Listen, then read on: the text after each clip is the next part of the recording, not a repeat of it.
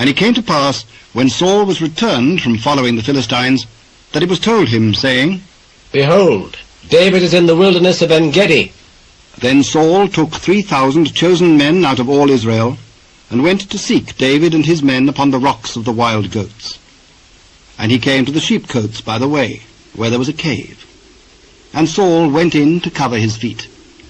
And David and his men remained in the sides of the cave. And the men of David said unto him, Behold the day of which the Lord said unto thee, Behold, I will deliver thine enemy into thine hand, that thou mayest do to him as it shall seem good unto thee. Then David arose and cut off the skirt of Saul's robe privily. And it came to pass afterward that David's heart smote him, because he had cut off Saul's skirt. And he said unto his men, The Lord forbid that I should do this thing unto my master the Lord's anointed, to stretch forth mine hand against him, seeing he is the anointed of the Lord. So David stayed his servants with these words, and suffered them not to rise against Saul. But Saul rose up out of the cave and went on his way.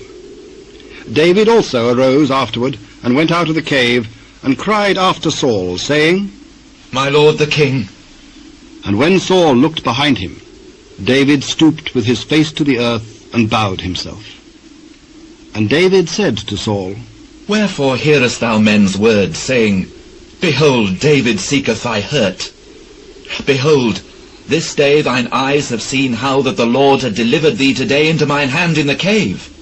And some bade me kill thee, but mine eyes spared thee. And I said, I will not put forth mine hand against my Lord, for he is the Lord's anointed. Moreover, my father, see, yea, see the skirt of thy robe in my hand. For in that I cut off the skirt of thy robe and killed thee not, know thou, and see that there is neither evil nor transgression in mine hand, and I have not sinned against thee. Yet thou huntest my soul to take it. The Lord judge between me and thee, and the Lord avenge me of thee. But mine hand shall not be upon thee. As saith the proverb of the ancients, Wickedness proceedeth from the wicked, but mine hand shall not be upon thee. After whom is the king of Israel come out? After whom dost thou pursue? After a dead dog? After a flea? The Lord therefore be judge, and judge between me and thee, and see, and plead my cause, and deliver me out of thine hand. And it came to pass, when David had made an end of speaking these words unto Saul, that Saul said, Is this thy voice, my son David?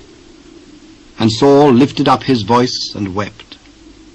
And he said unto David, Thou art more righteous than I, for thou hast rewarded me good, whereas I have rewarded thee evil.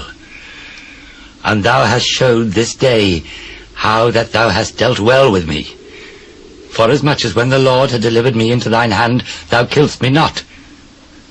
For if a man find his enemy, will he let him go well away? Wherefore the Lord reward thee good for that thou hast done unto me this day. And now behold, I know well that thou shalt surely be king, and that the kingdom of Israel shall be established in thine hand.